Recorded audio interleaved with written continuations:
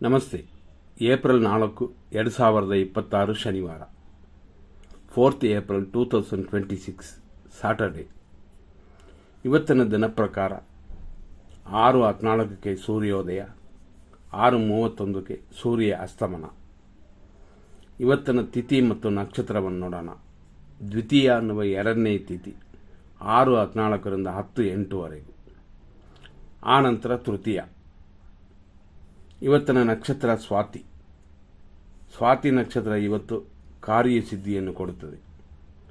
ಇದು ರಾತ್ರಿ 9:35 ಆನಂತರ ಬರೋದು ವಿಶಾಖ ನಕ್ಷತ್ರ. ವಿಶಾಖ ನಕ್ಷತ್ರ ಶುಭವನ್ನು ನೀಡುತ್ತದೆ. ಹಂಗಾಗಿ ಇವತ್ತಿನ ದಿನ ಎಲ್ಲವೂ ಶುಭವಾಗಿದೆ. ಆದರೂ ವಾರ ಶನಿವಾರ ಆದ್ದರಿಂದ ಚಿಕ್ಕ ಕಾರ್ಯಗಳನ್ನ ಮಾಡಿ. ಬೇರೆ ಮುಹೂರ್ತ ಕಾರ್ಯಗಳು ಅದೆಲ್ಲ ಮಾಡೋಕ್ಕೆ ಶನಿವಾರವಾಗಿರೋದರಿಂದ ಆಗೋದಿಲ್ಲ. ಆದರೂ ಒಳ್ಳೆಯ ಕಾರ್ಯಗಳು ಮಾಡೋಕ್ಕೆ ಖಂಡಿತವಾಗಿ ಇವತ್ತು ಅಡ್ಡಿ ಇಲ್ಲ, ಇದನ್ನು ತಿಳ್ಕೊಳ್ಳಿ. ಮತ್ತು ಇವತ್ತು ತುಳಾರಾಶಿ ಇದೆ. ದಿನ ಪೂರ್ತಿ ಬೆಳಿಗ್ಗೆ 6:14 8:27 ಸ್ವಾತಿ ನಕ್ಷತ್ರ ಎರಡನೇ ಪಾದ. ಆನಂತರ ಮಧ್ಯಾಹ್ನ 3 ಗಂಟೆವರೆಗೂ ಸ್ವಾತಿ ನಕ್ಷತ್ರ ಮೂರನೇ ಪಾದ. ಮಧ್ಯಾಹ್ನ 3 ಗಂಟೆಯ ಮೇಲೆ ರಾತ್ರಿ 9:35 ಸ್ವಾತಿ ನಕ್ಷತ್ರ 4ನೇ ಪಾದ. ಇಷ್ಟಕ್ಕೆ ಸ್ವಾತಿ ನಕ್ಷತ್ರವೇ ಮುಗಿತದೆ.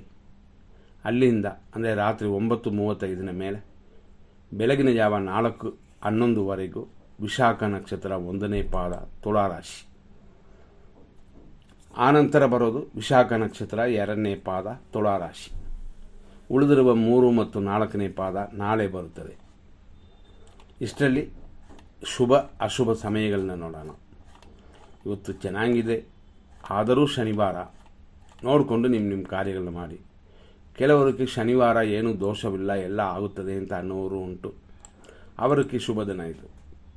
ಈಗ ಶುಭ ಸಮಯಗಳು ನೋಡೋಣ. 100% ಬೆಳಿಗ್ಗೆ 7:54 9:16, 10:53 ಮಧ್ಯಾಹ್ನ 1:53, ಮಧ್ಯಾಹ್ನ 3:29 ಮೇಲೆ ಸಂಜೆ 5:02, ಸಂಜೆ 7:08 ಮೇಲೆ ಲೇಟ್ ನೈಟ್ 3:45 ರಾತ್ರಿ, ಮತ್ತು ಬೆಳಗಿನ ಜಾವ 5:35 ಇದು ಶುಭ ಸಮಯವೇ. ಈ ಸಮಯಗಳನ್ನು ಒಳ್ಳೆಯ ಕಾರ್ಯಗಳಿಗೆ ಉಪಯೋಗಿಸ್ಕೊಳ್ಳಿ. 100% ಅಶುಭ ಸಮಯವನ್ನು ನೋಡೋಣ.